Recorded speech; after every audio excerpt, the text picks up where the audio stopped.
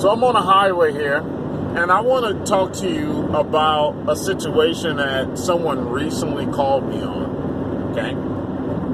Now, this person called me on this because they're a contractor, and they have reached a point where, I think they had their contractor's license for maybe 7 to 10 years and haven't done not one project, right? And they also have these certifications. And nowadays I'm finding a lot of individuals out there that almost have these pretty cars, but they can't drive them. And what I mean by pretty cars is that they have a contractor's license, they may have all the insurances, and also they may have all these certifications that can help them out in their region, right? Minority, special like 8A certification like they do in California.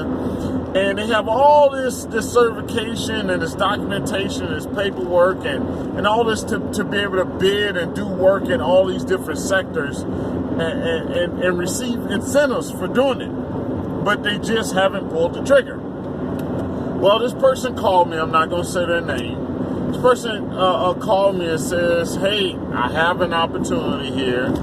The project is worth $2 million, and I want to go for it. Matter of fact, I'm going to go for it, no matter what. I said, okay, all right. I said, how do you know the project is $2 million? They said, because the general contractor told me that this part of this house, this section, which is the caissons and the hillside work, is $2 million. I said, okay, all right. But you haven't done an estimate or a takeoff? No, I haven't. Come to find out that the person doesn't even know how to read plans. Not just read that type of work on the plans, they don't know how to read plans at all. Okay, so the first thing I thought is, hey, you know what? Project this size, don't go for it.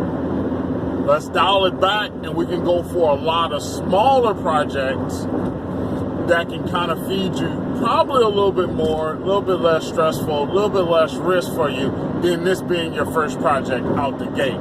Sort of a large one to tackle and to go for.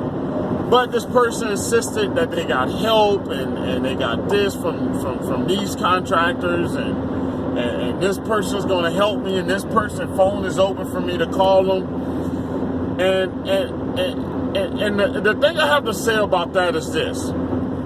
If you're going for a project and you feel you have the support around you from other experienced contractors or other people that can give you knowledge pertaining to the work that you're doing, my question to you is, do you think you have the experience to know the right questions to ask to the contractors that's on your side that are helpful? You have to go through a certain type of experience to have the right type of questions to ask, right?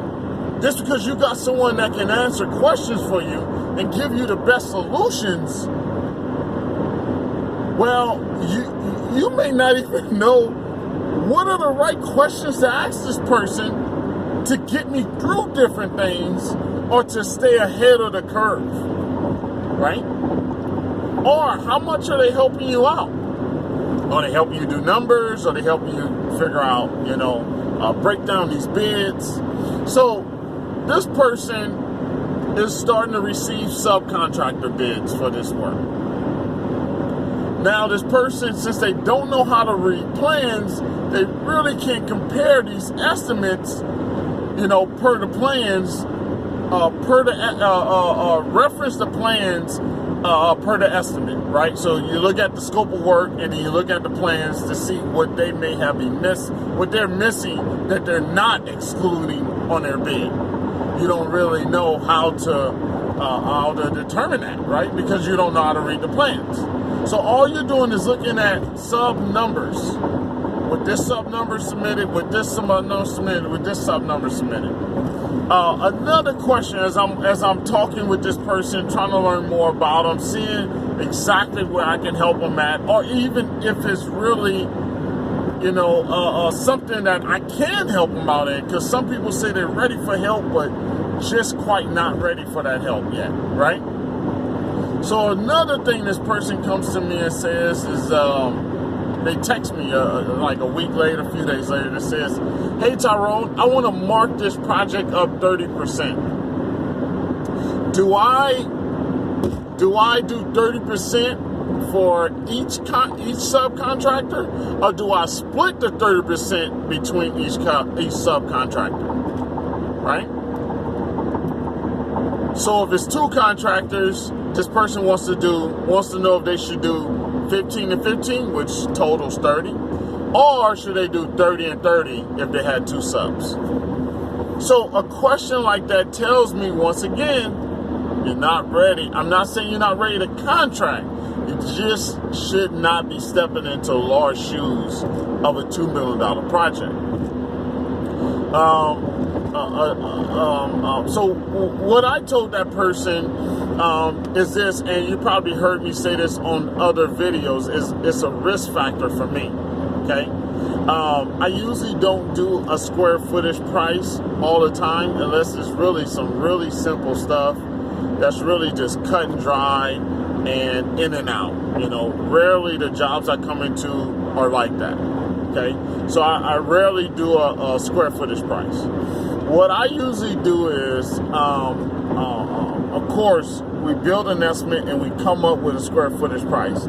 But how I determine my profit margin is by the risk factor, right? And this is what I told this person.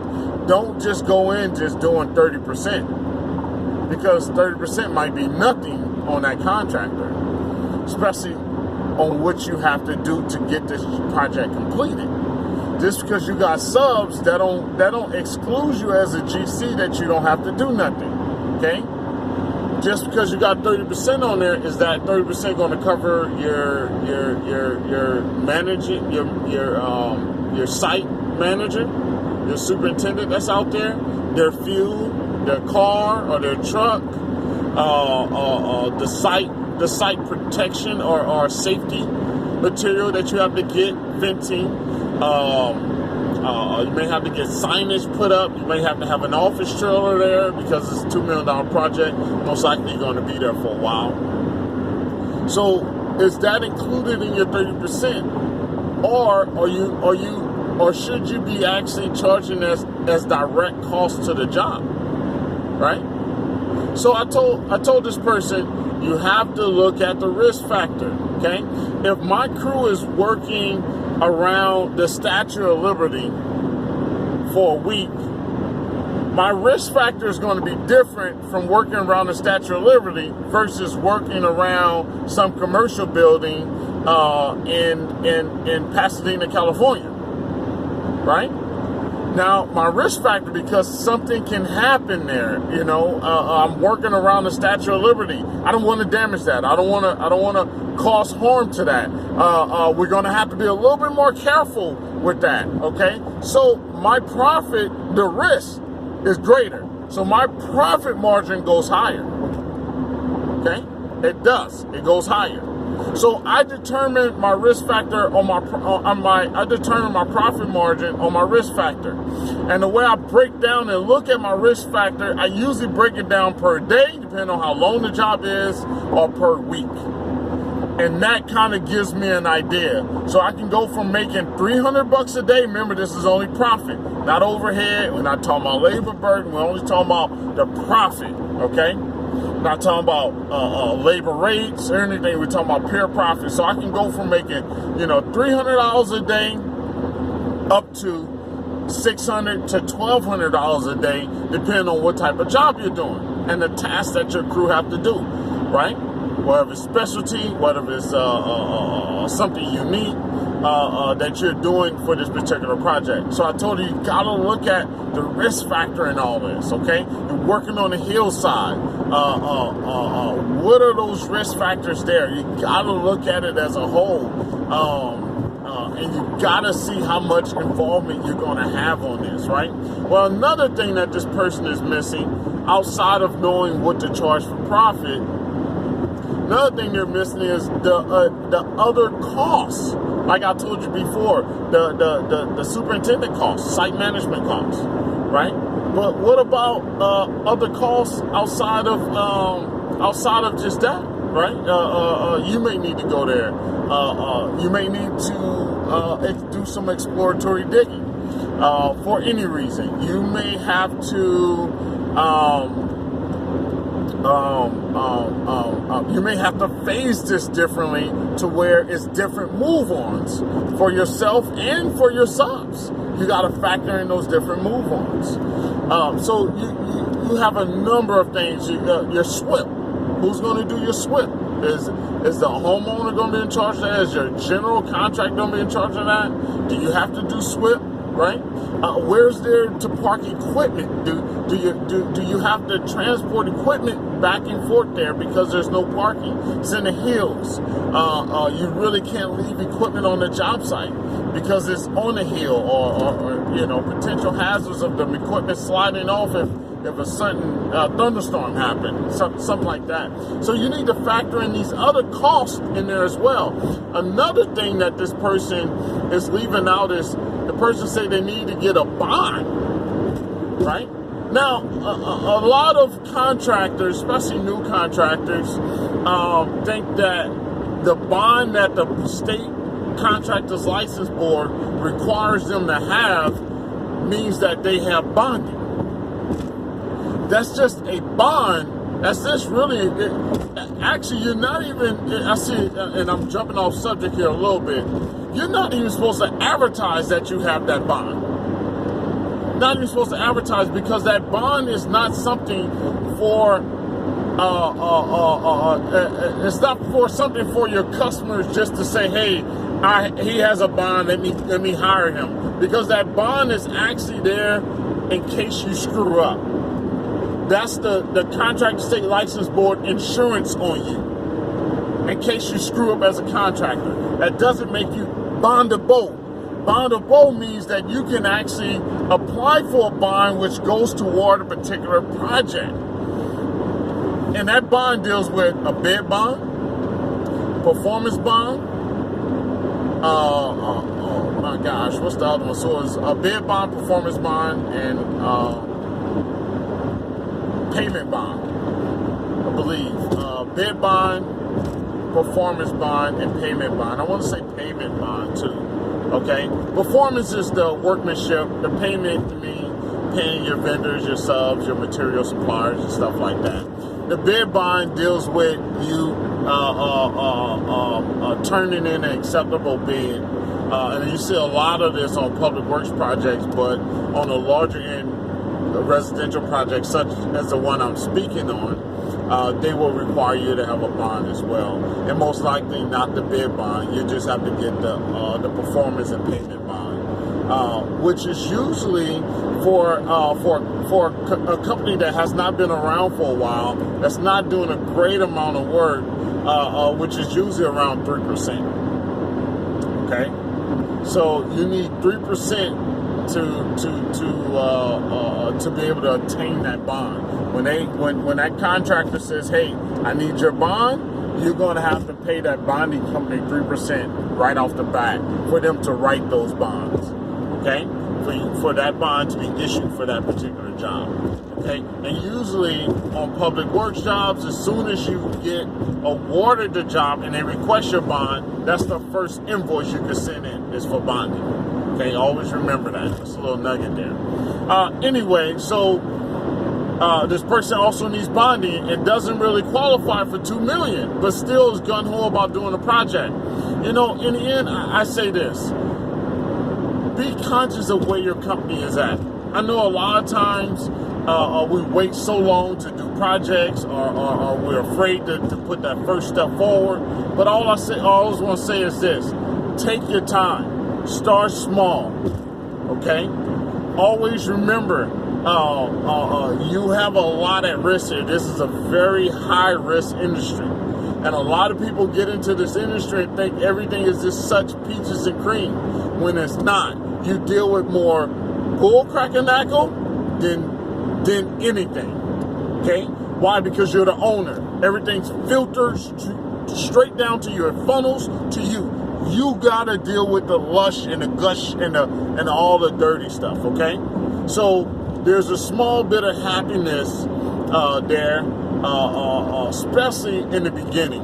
You know, as you establish your company and your company can run without you being there, that's a different look, okay? You still have your stress. You just have may have a bigger amount of stress, or stress may come a lot less often in greater ways, you know, depending on what industry you're in. But I tell you this, start small.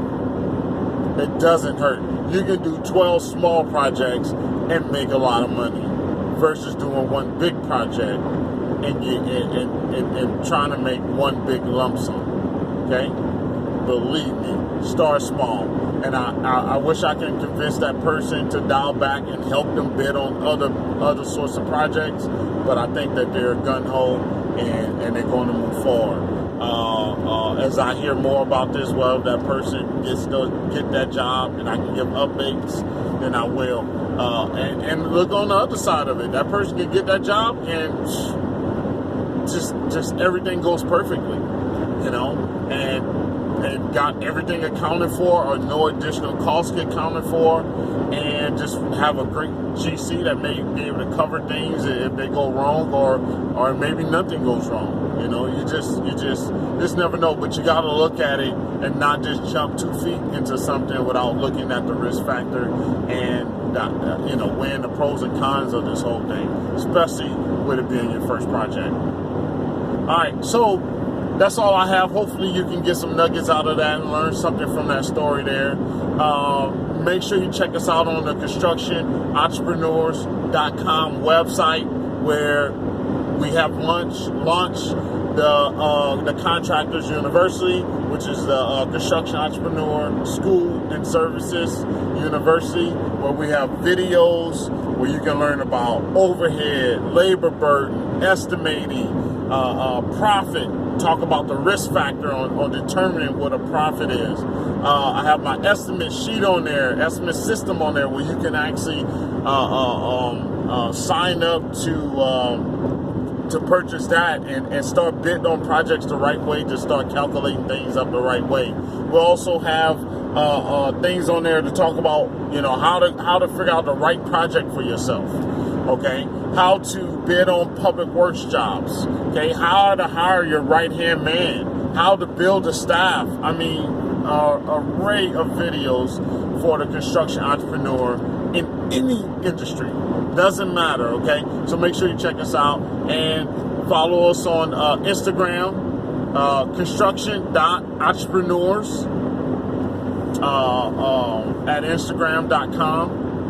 Check us out there. Also check us out on YouTube. More videos on there. And don't be afraid to reach out to us on any one of those platforms, okay? Or give us a call. Thanks. See you soon. And remember, hustle hard, then hustle harder. Thanks.